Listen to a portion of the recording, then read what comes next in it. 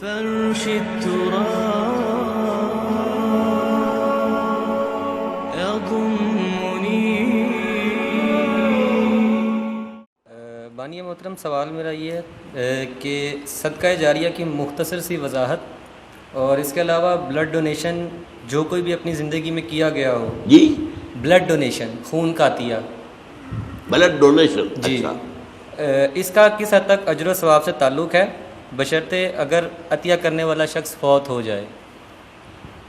میں یہ اگلا حصہ نہیں سمجھا. اگلا اس سے مراد یہ ہے کہ اگر کوئی شخص فوت ہو جاتا ہے، اس نے اپنی زندگی میں 2 4 5 لوگوں کو بلڈ ڈونیشن دیا ہوا ہے، اس کا کس حد تک اجر و ثواب ہے؟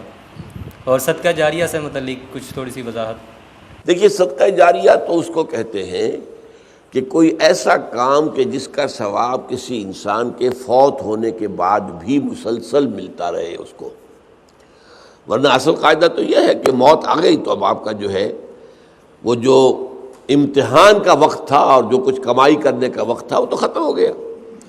جیسے امتحان میں کہتے ہیں کہ بس سٹاپ رائٹنگ، اب وہ آپ کی رائٹنگ تو ختم ہو گئی. البتہ بعض اعمال ایسے ہیں کہ جن کے اثرات بعد میں بھی پھیلتے رہتے ہیں، اچھے اثرات، تو اس کے جو ہے اللہ تعالیٰ کی طرف سے اس کا ثواب بھی اس شخص کے مرنے کے بعد بھی اس کے حساب میں درج ہوتا رہتا ہے. بہترین صدقہ جاریہ نیک اولاد ہے.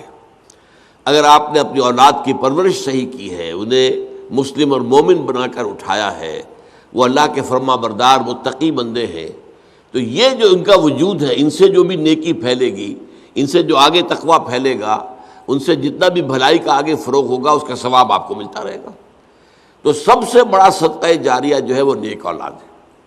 اب اس کے علاوہ ایک صدقہ جاریہ مثلاً یہ کہ ایک شخص نے ایک دینی جو ہے درسگاہ قائم کر دی، زمین وقف کی، عمارتیں بنائی، دینی درسگاہ. اب یہ درسگاہ جب تک چلے گی اس کے حساب میں جو ہے اس کی نیکیاں جو ہے درج ہوتی رہے گی.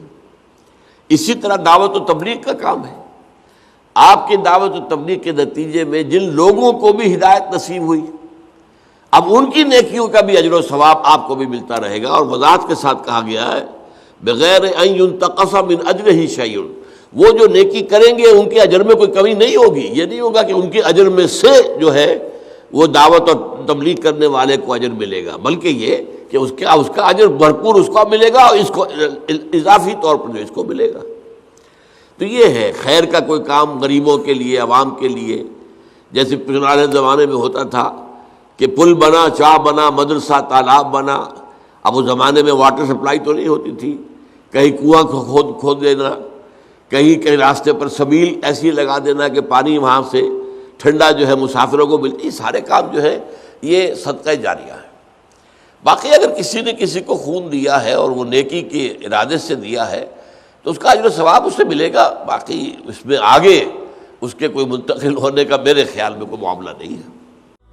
هي الحلقات تحفظني بآيات من القرآن، هي الحلقات تملأني بحب المصطفى العدنان.